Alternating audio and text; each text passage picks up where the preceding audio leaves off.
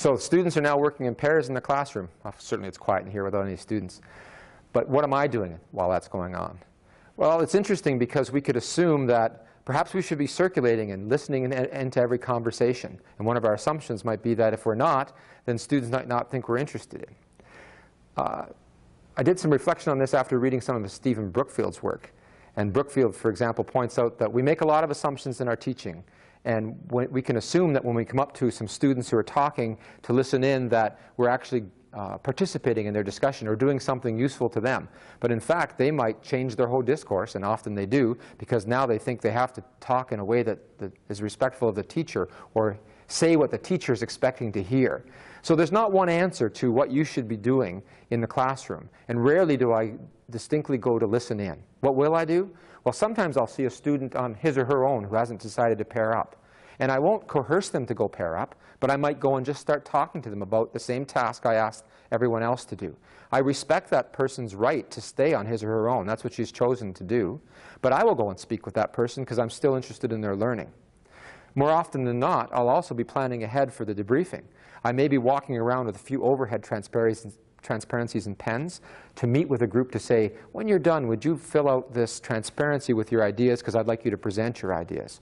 Or I may be going up to a group and just simply saying, especially in a large class, you've got 3 more minutes and I'm going to call it to a close. And I might circulate around the whole room and do that so that when I go down to the front and to get everyone's attention again, they've been primed for that. I'm not shouting over them. I've respectfully told them we're going to close this up quickly, or in the next 3 minutes, or the next 10 minutes. But while it's going on, I don't necessarily feel a need to be part of any group. I do have some specific tasks. It may be planning a debriefing. It may be working with students who are on his or her own. But let's go back for a moment and say there have been students in a group of 2 now, pairs, and they've been sharing lists, remembering that some of that was an affective outcome. We want them to feel more confident about their answers. And some of it was content-based, which was that they're getting more perspective on the kind of things they had just a moment ago. My list is enriched by my partner's list. Well, we can use something in this think, pair, share paradigm known as a snowball technique, where 2 people now can join up with 2 others, that's the snowball, and now be into a group of 4. In a classroom like this, it is a little difficult. These chairs don't turn around. But students will find a way to talk with one another. And so I would invite you to often think of going from just pairs to other people to 4, because you're going to change the question. We don't want to stay on the same question of, OK, let's just compare and see 4 more answers, because as we know from qualitative research, it doesn't take too many people to exhaust the kind of answers you have.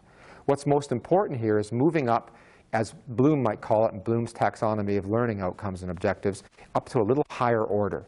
And this might be, if we go back to the example of adolescence and puberty, that first students were generating ideas of things that happened in their lives around puberty that were meaningful to them, those changes. They've compared it with someone else, and they're now realizing they're not completely different, but there are new things they can learn. The next question might be, now let's synthesize this somewhat. Can you see, and I often joke this is a Sesame Street question, some of these things belong together and some of them do not. What in your list of a group of 4, what in your list now collectively belong together? What higher order construct might be represented there? And at that point in time, we're getting to a place where I want to move in my lecture. I'm having the students move from their experience through to higher order constructs that a psychologist might use. So for example, in relation to puberty and adolescence, some might focus on biological changes, hair growth that happened, or changes in secondary sex characteristics. And they'll label it that. That's my body changing. Others might say, you know, I stopped hanging around with just my buddies and I started to date, or we started moving in small groups.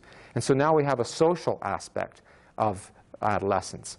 And not always, but sometimes people will start to recognize they started to think differently. And now we have a cognitive. And so now these students on their own are moving in a direction that the literature is moving. And they see a connection between what they already know and we're probably going to go as a group.